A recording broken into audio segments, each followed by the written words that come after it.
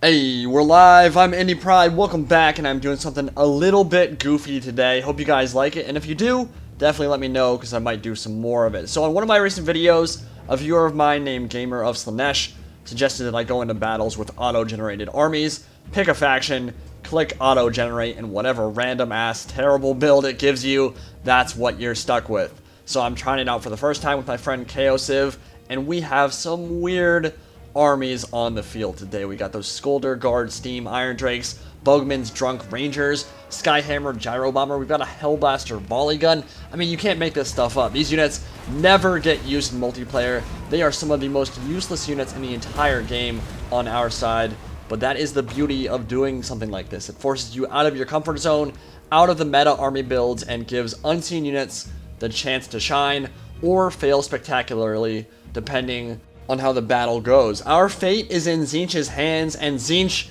is a cruel god, but thankfully he has seen fit to give me at least a part of my army that's pretty decent here. So I have a Amber Wizard with Flock of Doom, one of the best spells in the game, and some very nice moose antlers to go alongside it, but my cavalry contingent is actually pretty decent. I have an Archlector on a Barded Warhorse, Empire Knights, and Demigryph Knights with lances. Archlector is fantastic paired with a bunch of cavalry because he's got 44% damage negation from Faced Bastion and Grand Shield of Faith. Stack that up together and he can roll with cavalry very well, and he's very tanky himself.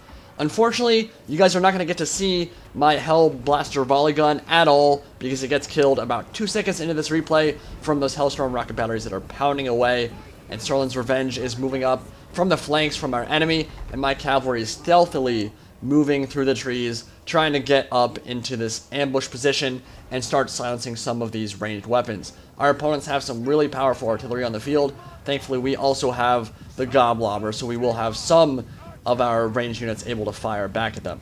Empire Knights and the Archlector moving through the trees now, getting ready to spring that ambush. There were a bunch of units coming out of the trees, and I saw my opportunity here. So, my Demigryph Knights, Empire Knights, and the Archlector himself about to go into melee, and let's see what kind of damage we can do to start this battle off in a good way. Demigryph Knights with lances charging through the center, and they're going to get right into some swordsmen. Those squishy targets are going to drop real quick. This is the exact kind of engagement Demigryph Knights with lances want. And now my Empire Knights are coming in. They're going to get a beautiful rear charge into some of those routing handgunners, and they are going to go flying.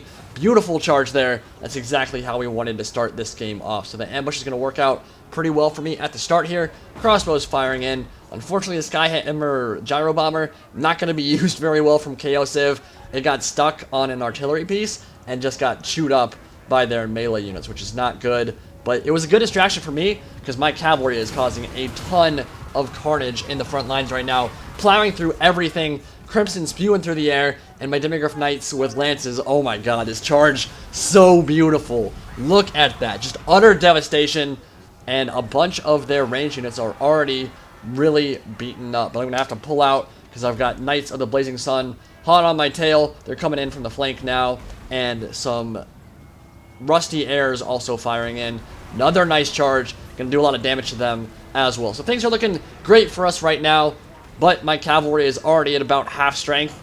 And frankly, our melee line is pretty damn awful. The auto-generated army for the Dwarfs was bizarre. It gave him a ton of specialists and range units, but barely anything we can use to actually hold a line. So if our cavalry doesn't cause some serious carnage in the beginning of this match, before our opponents close into melee, we're going to be in really big trouble once those Crimson Killers and the Black Orcs and those Great Swords close in and start dealing with us. I think they have Great Swords, I'm not 100% sure about that. But I have my Pistoliers out on the flank, just harassing the Boar Boy Big Guns, and nice usage of the Smoke Bomb, but it's going to just barely miss. Very good idea from our opponent. If he had pinned down my Pistoliers there with the Smoke Bomb, that entire unit would have died.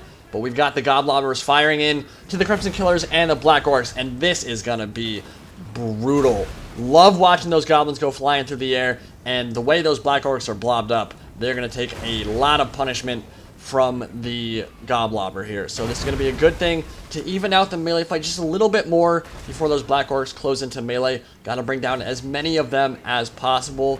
And unfortunately, the sound is going to get a little bit bugged here when I start throwing in those miners and blasting charges. For some reason, I don't know if this was just in this replay or it's a replay bug in general, but the blasting charges are going to just bug out the sound a bit. Not a big deal, but it is going to make a little bit impact on this replay, so my apologies about that. But gorgeous looking throws in there. They're going to completely disrupt the formation of the sneaky stabbing units as they charge in. The nasty skulkers are going to take a lot of punishment from those explosive charges, and the greenskin rush is coming in very quickly now. So I've got some swordsmen back, held in reserve, ready to go into combat, and the Skolder Guard also got completely destroyed. Our opponents were so mean. They like systematically destroyed each of our weird, unique units with artillery. First, the Hellstorm, or the Hellblaster Volley Gun went down, then the Skyhammer went down, then they destroyed the Skolder Guard from range. Just got absolutely bushwhacked. It was really, really funny how they kept destroying all the weird stuff that the auto-generation gave us in our armies. But the good thing here is that the combat on this flank is going to go very well for me. I'm taking a very nice cavalry assault here, tied down a lot of his boy big guns, and fired in from the flank with the outriders with grenade launchers, completely destroying all his cavalry, and that will then allow me to circle around behind and hopefully get some nice strikes off with what I have left in my cavalry force. Nice grenade launchers going in there, doing a lot of damage to the boy big guns.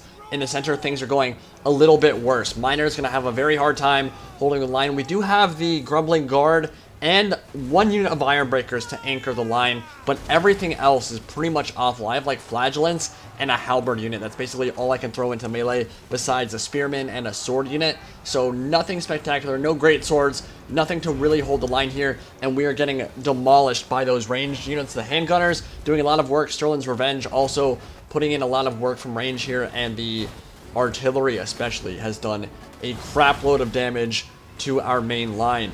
So if our melee line falters here, which it definitely is starting to falter, the Black Orcs pushing through, the Knights of the Blazing Sun shooting up the center, we're going to have to use magic, and we're going to have to use our cavalry very well if we want a chance to turn this thing around. Knights of the Blazing Sun moving up the middle here, running down a lot of our routing units, and I'm going to have to get my cav in here. So here comes the Empire Knights, the remnants of those. You can see they're very beat up, but they are anchored by the Arch-Lector. Should be able to keep them in the fight. Charging in now. And even the Bugman's Rangers are having to get committed into melee to fight off the Legendary Lord from our opponents. But the Demis got a downhill charge. Should be able to do well here. Would rather have Halberds in this situation, obviously, for the bonus versus large. But they seem to be doing all right here.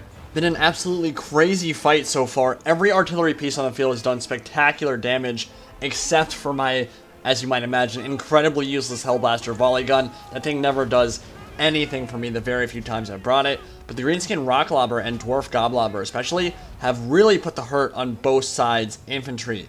But we're going to need something special here to turn this battle in our favor, and it starts with the enemy cavalry, which I seem to be doing a decent job of neutralizing at the moment. I'm going to cast Flock of Doom on those Knights of the Blazing Sun. Really need those off the field because they are the enemy team's mobility, and they could put the nail in the coffin for all of our routing units in the late game. So I really need them gone. I'm going to invest a lot of resources into making sure those Knights of the Blazing Sun die, because they can kill pretty much all of our routing units, and if those things don't come back, it's going to be really, really hard to win this one. But I do see an opening here. My Demigryph Knights have an opportunity to go in, kill the artillery crews in the back, and kill all these range units that have been doing a lot of damage to me. Fortunately, it might be a little bit late here killing that artillery because they've been firing for most of the entire game. We didn't have a flying goon squad, but regardless, I'm going to get a really nice charge through those crossbowmen and then have a free shot at the artillery pieces in the back, the Great Cannon and the Hellstorm Rocket Battery. So I'm going to send my Demigryph Knights into the back there and hopefully neutralize those threats. In the center, Dwarf Lord making his stand. Ryan LaFollette, go away, please, sir. Sorry about that. And in the back lines, you can see these Knights of the Blazing Sun are causing a lot of problems, murdering our cannon crews and all of these units in the back, making sure they don't come back to the fight. That's a serious problem. Things shifting in our opponent's favor. We need to kill their lords. We need to kill the Orc War Boss right now. But the Dwarf Lord is isolated. He's surrounded. He's going to need to dig deep if he wants to get out of that combat, make it out alive, and kill the Orc War Boss. I don't know if he's going to have that in him. We'll see in a second here. Demigryph Knights. The claws are so sharp, they can rip through cannons and somehow blow them up. That was awesome. Kind of weird looking. Going to be able to rip through the crews, but unfortunately the Orc Rock Lobbers are pounding them into paste as well. things are looking very dire for the Empire and Dwarf Alliance. They have swarmed across this cliffside, the hill that we were on, and are just completely overrunning our position. Archlector making his stand, trying to pull through the Black Orcs, going straight for the Rusty Errors. Should be able to. Even the Orc Catapult crew trying to block his charge. Nice charge coming in. Going to be able to take down a lot of them with his Grand Hammers of Sigmar. Dual wielding those things like a boss. But can he carry this day? Can he win it for the Empire and the Dwarfs? Absolutely not. He's going to rout, and that will be the end of the battle. We'll have a couple of Slayers making their stand here against some handgunners on this side. Those are just the silver bullets, actually, so the Regiments of Renown. Slayers going into melee with them. Can they get any kills? No, one of them's going to get his head chopped off. That was painful. Spinning attack, is that enough to kill anybody? No. He is going to lose his head too. Dragonback Slayers are down, and that will be the end of the game. So we tried our best there. Our best was not good enough, apparently. Those were some pretty bizarre armies, but I think it's fun. Honestly, I want to say thank you to Gamer of Slaanesh for suggesting that. I've played a few battles with that rule set so far. It's been a lot of fun. Definitely recommend you guys try it as well if you're looking for something new. Just auto-generate an army, see what you can do with it. So I hope you guys enjoyed this battle, and if you did, let me know if you want to see some more wacky auto-generated army comps. But either way, I think I'll do at least a couple more of these if you guys enjoyed. And I'll see you guys next time. Indie Pride, signing out for now.